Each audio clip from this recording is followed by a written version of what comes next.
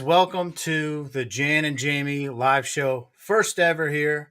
Uh, I'm Jan with Jan Michael Real Estate, and we got my partner here, Jamie. Jamie, why don't you introduce yourself? How's everybody doing? Jamie Murray here from New Affinity Group. Thank you, Jamie. Jamie, how did you get started in this business? How long have you been doing it? Why don't you tell people who don't know you what's going on? Sure. Well, lucky and fortunate for me, I've been doing this for about 14 years. Got into business in around 2008 during that housing collapse. Those of you who don't Perfect time. recall what, yeah, absolutely. Timing is everything. If you don't recall what happened, check out the movie The Big Short. It wasn't good, but I gave me a lot of time to brush up on some knowledge and really polish myself on what I do here for a living. Since then, I've climbed over many hurdles, and I have a world of experience, world of knowledge. I've seen many things happen with interest rates, with markets, and I would say I'm very experienced, consider myself a professional within my realm. Well, Jamie, you sure look professional. That's an amazing collared shirt you have there. Um, Thanks, buddy. And now, where are you licensed to do this mortgage business? Just New Right Jersey? now, I'm licensed in New Jersey, New York, Florida, Pennsylvania, and Virginia. Okay. Yeah, we got a lot of people moving from Jersey to Florida right now, so that's helpful. Um, I, Today's topic, though, we are going to talk about self employed, how to buy real estate if you're self employed. Not as easy as being a W 2 employee, as some self employed people are finding out the hard way. So, how do you buy real estate if you're self employed? That's a great question. I mean, it's a little trickier when you're self-employed than just an average W-2 wage earner. For self-employed people, most important is what you want to focus on is your tax returns. Underwriters with every lender out there is going to basically go right to your tax return, whether you're a Schedule C LLC owner, if you're an S corp, they take a 2-year average. Case in point, if you're an LLC, which most self-employed people are, they're going to go off of your Schedule C earnings, your tentative profit, not your gross figure, but your tentative profit, which is your net after deductions.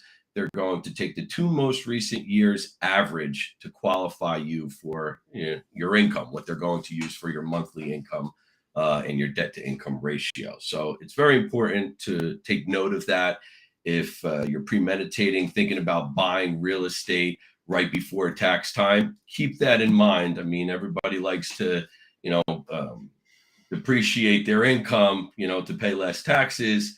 But if you are, looking to purchase real estate in the upcoming year, you certainly want to be conscious about that. Also, what I would note is if you do own any real estate and you are self employed, you have real estate owned on your Schedule E. That's another way that underwriters are going to look at if there's any real estate income there that they could use. So a lot of people, especially accountants, they'll use that to depreciate, so you pay less taxes. The good news is with underwriters, and when you're qualifying for a mortgage and looking to purchase a property, you can always add back in things such as homeowners insurance, depreciation, taxes, HOA dues if it's a condo. So again, definitely want to be conscious about that as well as a lot of people tend to show a loss there, where that can affect them in their buying power. So Come time. let's say I'm an LLC S corp and I pay myself W two wages. Do they still look at the profit of the corporation that I may own, even though I am W Sure. two as well? Sure. So if you're W-2 wage, you pay yourself a W-2, you're self-employed, they will consider your W-2 employment separate from your personal or business tax returns. So, W-2 income, it's year to date, current pay stubs, what you're on track to do that year is really what they're going to work off of. And they'll take that in addition to whatever your business income is showing. Okay. So if I pay myself say $100,000 a year, but the business loses money, does that come off dollar for dollar? If the corporation loses 25,000 a year, does that make Good me question. 75? Yes, because depending upon your ownership interest within that business, if you're 100% Oh, owner of that business, then you're 100% responsible for the financials that are attached to it. So, in which case, your W 2 income, um, you pay yourself as a W 2 employee. We would try to keep that separate if you're showing losses on your self-employed side. So I don't okay. find where that would count against you negatively. There's ways that we could, approach it to the bank that you're strictly W-2 wage earner, and leave that income separate. Got it. So, what are the different programs? I think we were talking about a bank statement loan. You want me to bring that up? Sure, sure. Bank statement loan. That's a big one. That's the most popular nowadays. What the bank statement program is 12 months or 24 months of business bank statements. You could also use personal statements. Some people that are self-employed go through their personal bank accounts all the same. But what the lender does, in hindsight, is going to take 50 cents on the dollar for all of your gross related, business related deposits. So if your business does a ton of cash flow, but come tax time, you're only showing a net profit of $40,000. This is a program that's really going to help you out. So, case in point, as an example, if somebody was to show a $500,000 in cash flowing deposits going through the business bank statement, 50 cents on the dollar, the lender would assume your income to be $250,000. This is great for primary purchases, second purchases, investment property purchases, credit scores down as low as 660. 100% gift funds are also allowed with this program. What that means is if you have a third party, your mother or father, or an immediate family member that wants to contribute towards your success in the purchase of that real estate, they're allowed to give you 100% gifted funds to qualify and to close that deal out. There's reserve requirements that come with that program. What that is the lender wants to see you have some skin in the game. You maybe have 3 to 12 months, 3 to 6 months, as far as covering that monthly mortgage payment on the sidelines over and above the cash that you have. And The interest rates here, how comparable are they to a traditional loan? It's considered a non-QM mortgage, non-traditional, so they are slightly higher. But this is an outlet for somebody that doesn't have an option. Right. So for case in point, just as of today, I actually priced one out for a gentleman, and the rate is hovering around 8%. So you're going to find where current rates are trending on a conventional mortgage right now around 7%. There's probably, at least I would say conservatively, a half a point to a full point difference than what the standard lending practices are going to show. Got it. And what about 1099 employees? Sure. 1099 is another program, excellent program. You can go down as low as a 600 minimum credit score. And basically what that is, even for you, Jen, you're a realtor. If your brokerage pays you on 1099, you could qualify solely using your 1099 income producing documents, which would be, the last 2 most recent years. They'll lend you up to $4 million. You have to be 1099 only, though. That is a kicker with the 1099 programs.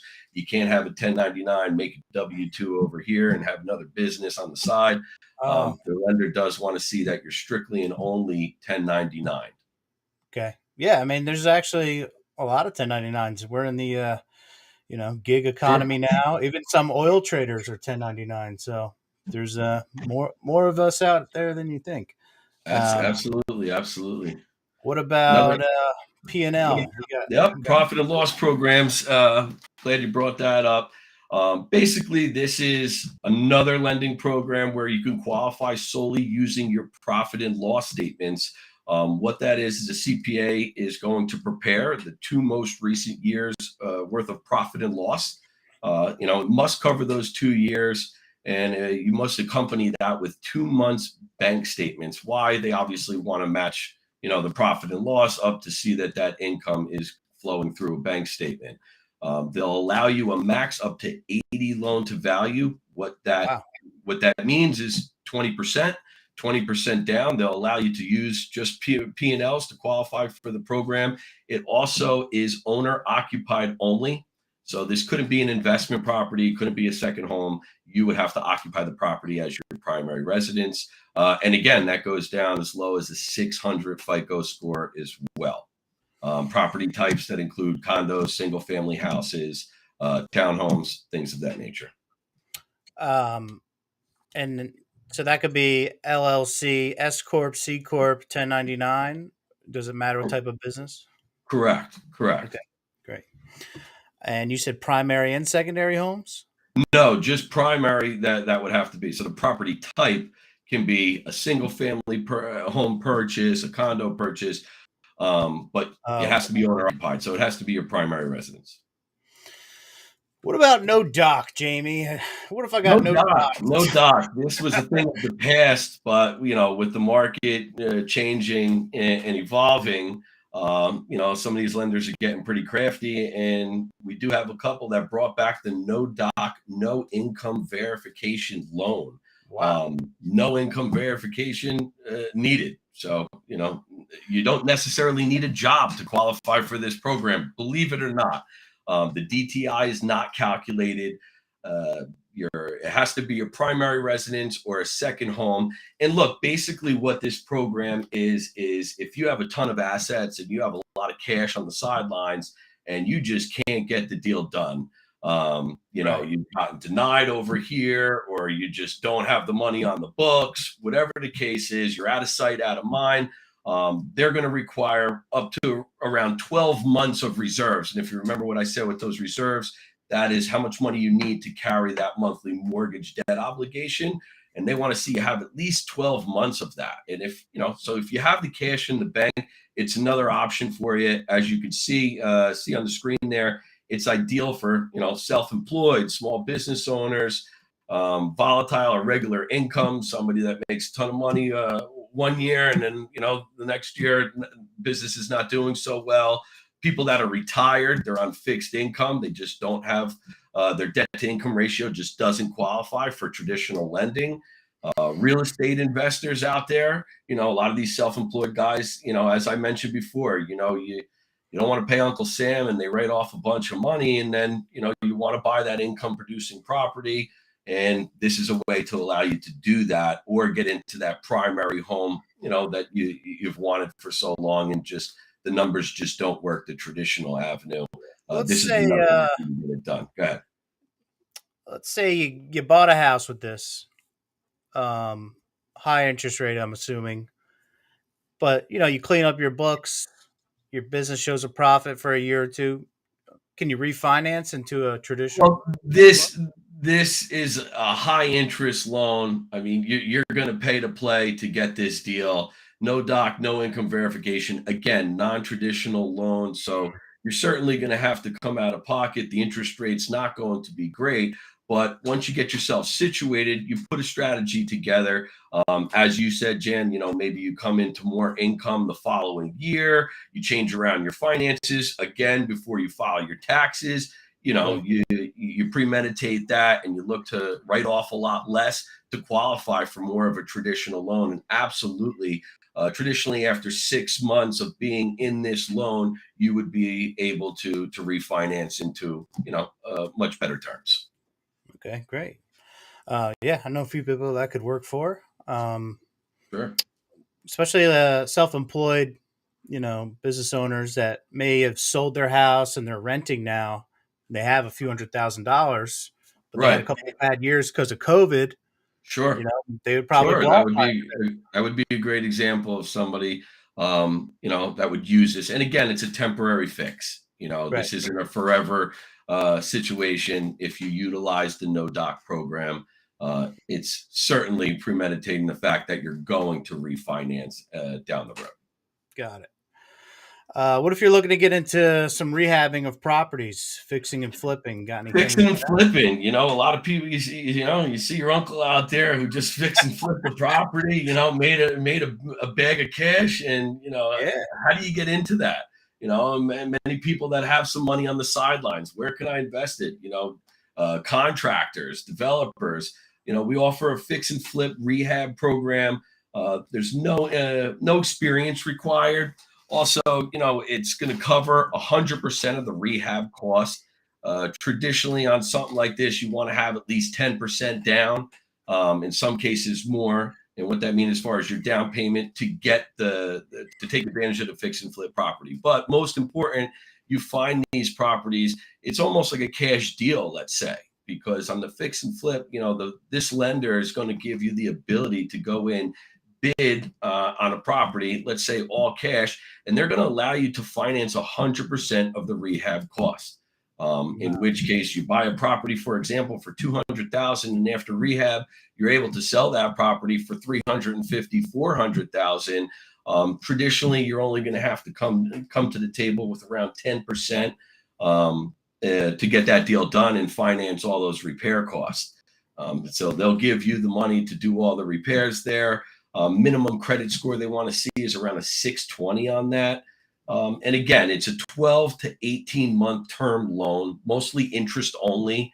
So again, this is another scenario where, if you're going to fix and flip this property, you got 12 or 18 months to do so. So, you really want to get in there and get this job done. Traditionally, within 3-4 months, would be ideal if you can hit that time frame, just to pay less interest to the bank, get that cash flow going on to the next one. But it's an excellent opportunity for these investors or somebody that's looking to get into real estate.